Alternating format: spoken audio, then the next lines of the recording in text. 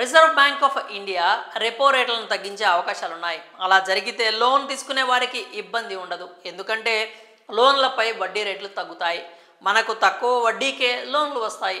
అయితే ఇంతలోనే బ్యాంకులు కస్టమర్లకు దిమ్మ తిరిగి మైండ్ బ్లాక్ అయ్యే షాక్ ఇస్తున్నాయి. ఆర్బీఐ రెపో రేట్లను తగ్గించే లోపే లోన్ వడ్డీ రేట్లను కొన్ని టెన్యూర్లపై పెంచుకోవడానికి రెడీ అవుతున్నాయి. ఇందులో భాగంగా హెచ్డిఎఫ్సి బ్యాంక్ లోన్పై వడ్డీ రేట్లను పెంచింది. కొన్ని షార్ట్ టెన్యూర్ ఎంసీఎల్ఆర్ రేట్లు ఆల్రెడీ పెరిగాయి. ప్రస్తుతం ఎంసీఎల్ఆర్ రేటు ఈ బ్యాంకులో 9.15% నుంచి 9.50% ఉన్నాయి. నవంబర్ 7 నుంచి ఈ రేట్లు అమల్లోకి వచ్చాయి. కన్స్యూమర్ లోన్లు ఏడాది టెన్యూర్ విషయానికి వస్తే ఎంసీఎల్ఆర్ ప్రకారం ప్రస్తుతం 9.45%గా ఉంది. ఇక personal loan, home loan, vehicle loan ఇలా అన్నింటికీ కూడా బ్యాంకులు ఎంసీఎల్ఆర్ ప్రకారంగానే లోన్లు తీసుకుంటాయి. ఎంసీఎల్ఆర్ పెరిగితే లోన్ ఈఎంఐ కూడా పెరుగుతుంది. అలాగే బ్యాంకుల్లో ఇతర గోల్డ్ లోన్, హోమ్ లోన్ కంటే పర్సనల్ లోన్లపైనే వడ్డీ రేట్లు ఎక్కువగా ఉంటాయి అని తెలిసింది. దీన్ని బట్టి ప్రస్తుతం హెచ్డిఎఫ్సి బ్యాంక్లో పర్సనల్ లోన్లపై వడ్డీ రేట్లు ఏకంగా 10.85% నుంచి స్టార్ట్ అవుతున్నాయి. మ్యాక్సిమం 21% వరకు ఉన్నాయి. 50,000 నుంచి మ్యాక్సిమం 40 లక్షల వరకు లోన్ వస్తుంది.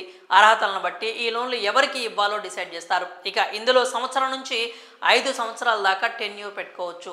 స్టార్టింగ్ వడ్డీ రేట్ అనేది 10.85% ఉన్నా కానీ కొంతమందికి తక్కువ వడ్డీకే లోన్లు ఇవ్వనుందట హెచ్డిఎఫ్సి. అది కూడా కేవలం అతి కొద్ది మందికే తక్కువ వడ్డీకి లోన్లు వస్తాయి. బ్యాంకుతో ఎక్కువ కాలం సంబంధం కలిగి ఉన్నవారు లేదా సీనియర్ సిటిజన్లు లేదా క్రెడిట్ స్కోర్ అత్యద్భుతంగా ఉన్న వారికి ఇలా తక్కువ వడ్డీకే లోన్ వస్తుంది. ఇక క్రెడిట్ స్కోర్ 750 దాటినా కూడా మినిమం 13% వడ్డీ రేటుకు ఈ ప్రైవేట్ బ్యాంకులు లోన్ ఇస్తున్నాయి.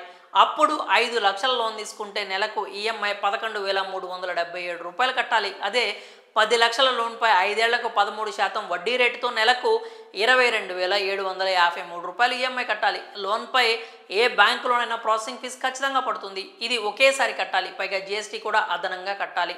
కాబట్టి లోన్ తీసుకునే ముందు 1కి 2 సార్లు ఆలోచించండి. ఇక ఈ సమాచారం గురించి మీరేమనుకుంటున్నారో మీ అభిప్రాయాలను కామెంట్స్ రూపంలో తెలియజేయండి.